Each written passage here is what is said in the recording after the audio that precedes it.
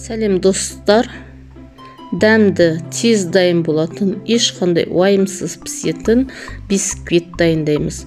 10 жұмыртқамызды алып, сарысы мен ағын бөлеміз екіге.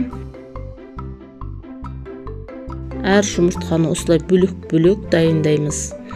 Достар, жаңа жылыңыз құтты болсын, жаңа жыл бірлік, береке, ырысымен келсін, отбасыларыңызға амандық, саулық тілеймін. Жұмыртқамызды бөліп болдық. Жұмыртқаның ағын миксермен осылай араластырамыз. Көпіртпейміз. 400 грамм сахарымызды салып, бөліп үстіп араластырамыз. Жақсылап араластырамыз. Сахарымыз еру керек ішіндегі. Сахардың ерігенін қолмен ұстап білсеңіздер болады.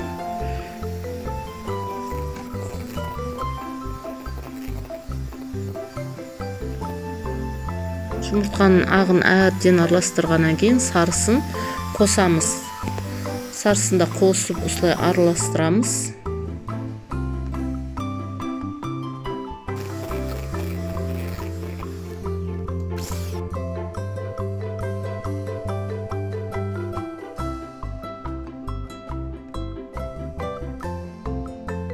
Жақсылап араластырғаннан кейін 450-500 граммдай ұнымызды алып, разрыхитель саламыз. Бір үлкен қасықта разрыхитель салып, шым-шым ванилиміз салып, араластырып, ұнымызды үккіштен өткізіп отырып, жұмыртқамызбен араластырамыз.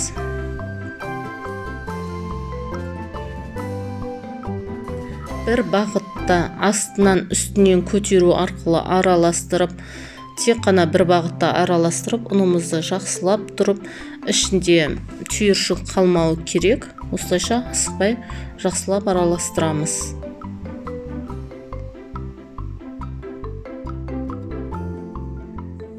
Мен бірден 2 порция дайындап отырмын. Егер сіздерге 2 порция қиын болатын болса, 5 жұмыртқадан бөліп порциясын дайындасаңыздар болады. Осылайша араластырып дайындаймыз. Бүгін біз мерекелік дастарханға дайындап жатырмыз тортымызды. Үй жағдайында өте жеңіл, тез дайын болатын тортты таңдап алдым.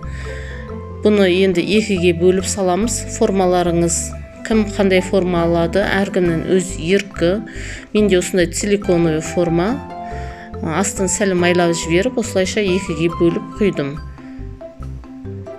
180 градуста алдын ала қызып тұрған пешіме қоямыз. Бисквиттің дайын болғаны ши тығу арқылы анықтасақ болады. Шиіміз құрғақ болса, бисквитіміз піскені.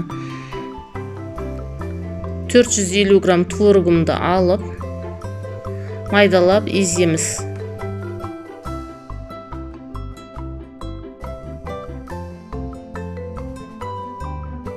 Варенка құямыз.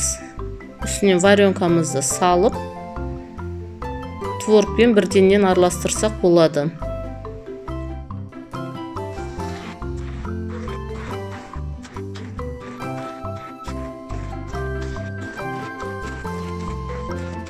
Жақсылап творогпен араластырып дайындаймыз.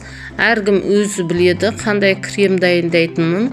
Мен үйдегі бар затпен осылай крем дайындай салайын дедім.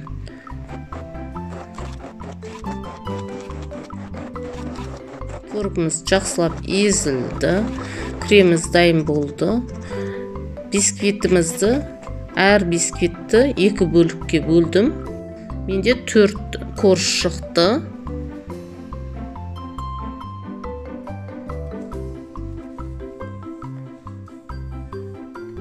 Төрт бөлікке бөлінді. Әрқайсысы 2 бөліктен 4-ге бөлінді. Суымызды алып, сахар салып езіп, осылайша пропитка жасаймыз. Енді дайындаған кремімізді үстіне салып, жағып шығамыз. Кезектестіріп, осылайша әрқайсына пропиткасын құйып, суын құйып, осылайша кремімізді жағамыз. Біздің жасаған бұл креміміз 3 бөлікке бөлінеді.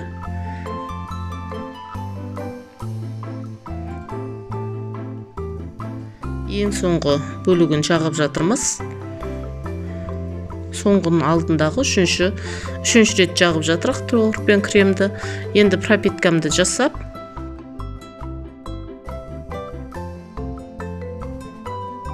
осы бисквитті түбін қаратып қойдым, түбін жоғары қаратып қойдым. Енді менде заварной крем бар еді. Осы заварной кремді бетінен жағып шығамын. Үй жағдайында осылай торт жасасаңыздар болады. Балаларыңыз өте қуанатын болады. Майлы емес, жүрекке тимейді, сондай керемет, бір шайдан қалмайтын тортымызды осылайша жасасақ болады.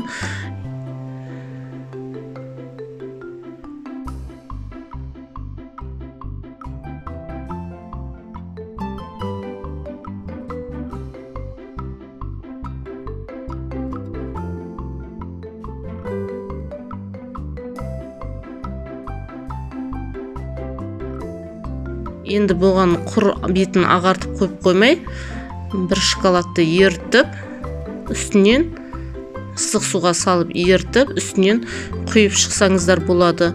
Жалпылама құйсаңыздар болады.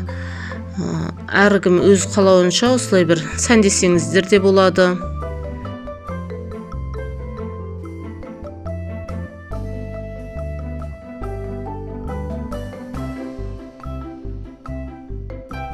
M&M's конфеттерін осылай бетіне қойып шығайық дедік.